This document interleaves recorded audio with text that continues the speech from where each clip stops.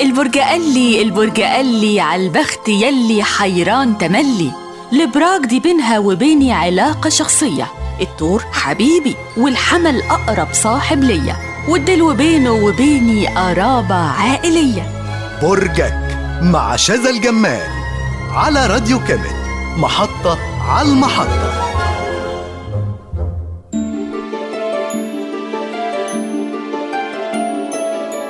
أهلا بيكم مستمعينا على راديو كامت وحلقة جديدة من برنامج برجك. النهاردة هنتكلم عن برج بيسموه برج المحاربين. تعالوا نعرف ليه بقى بيقولوا عليه كده، ويا ترى إيه هي مميزاته وصفاته وعيوبه. طبعا المحارب اللي بنتكلم عنه النهاردة هو الجدي، بيبدأ من 21/12 لغاية 19 يناير. عنصره التراب، وطبعا الترابيين بيتميزوا دايما بالجدية. تعالوا نروح للمميزات. الجدي شخص جد جدا، صاحب صوت ورأي وقوي الشخصية، شجاع. كل دي صفات مش بنلاقيها غير في المحاربين، ومن هنا جه لقب المحارب. بيحب دايما يمشي على العادات والتقاليد، ودايما بيتمسك بالواقع، وبتلاقيه دايما بينافس في حياته كل اللي اتربى عليه وصعب يغيره. منظم ومرتب جدا ومسؤول لدرجة الامتياز. بيحب العزلة والهدوء. هنلاقي كمان انه بيتحكم في كل حاجة بس من بعيد. تعالوا مع بعض نروح للعيوب. برج الجدي عنيد لدرجة القتال، يعني تحاربه أسهل ما إنك تخليه يغير رأيه. ما بيسمعش لحد وبيتمسك دايما برأيه بشكل مبالغ فيه. أحيانا بتكون حياته مملة شوية بسبب الروتين وتمسكه بالعادات والتقاليد. ما بيعرفش يعبر عن مشاعره بسهولة، ومعروف عنه إنه صاحب فعل مش مجرد كلام. انطوائي شويتين، بياخد وقت عشان يتأقلم أو يتعرف على حد جديد، وواقعي زيادة عن اللزوم. ايه رأيكم نشوف الجدي في الحب؟ نقدر نقول انه زوج مثالي وحبيب كمان. ما بيرتبطش إلا لو كان متأكد 100% من صدق مشاعره. ما بيعبرش كويس بالكلام الحلو اللي كلنا طبعا بنحبه ونحب نسمعه، لكن بيعبر بالمواقف والتصرفات. هو رجل مواقف وأفعال زي ما قلنا من شوية. ممكن جدا تلاقيه جايب لك هدية غالية جدا ويديها لك من غير ولا كلمة. صارم في بيته ويحب الكل يمشي على القواعد اللي بيحطها في البيت. ما بيفرقش معاه الجمال قوي، وهو بيختار انه يتجوز، بس بيدور على الاستقلال والاستقرار في البيت. ايه رأيكم نروح لامرأة الجدي؟ هي دايما بتحب الوصول للسلطة والمنصب. هتلاقيها موهوبة جدا في انها تثبت نفسها في مجال شغلها مهما كان. مشغولة دايما بانها تأمن مستقبلها ومستقبل أسرتها وتوفر لهم حياة كريمة. رقيقة خالص، متحفظة وبتتمسك بالتقاليد زي رجل الجدي. في حبها دايما بتكون متوترة بسبب تفكيرها طول الوقت في المستقبل، وتحب دايما اللي يثبت حبه بالفعل مش بالكلام. هي أم خاصة جدا، بتهتم بتفاصيل أولادها بدرجة كبيرة.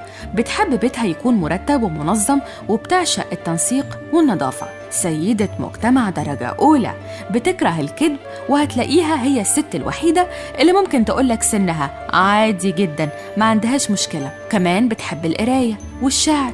أهم عيب فيها إنها دايما بتحب جوزها يمشي على هواها، بس ده ما يمنعش إنها بتعمل كده بحيل مختلفة، يعني من تحت لتحت. تعالوا بقى نشوف مين اللي هيتوافق مع الدماغ دي. معلومة كده على السريع احفظوها عن الأبراج الترابية: دايما بيتوافقوا مع الأبراج المائية، يعني الأرض دايما عشان تطلع لنا زرع لازم لها مية. مع العقرب علاقة ممتازة.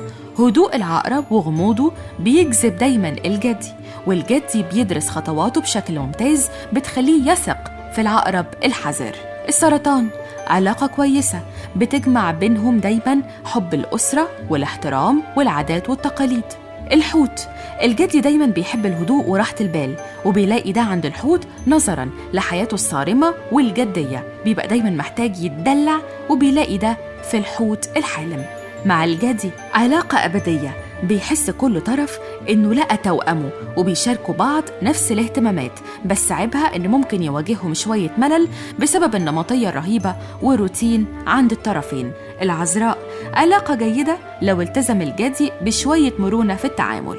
مع الثور علاقة ناجحة بتبقى علاقة قوية، الاتنين أقوياء بيحترموا بعض وبيحبوا النظام.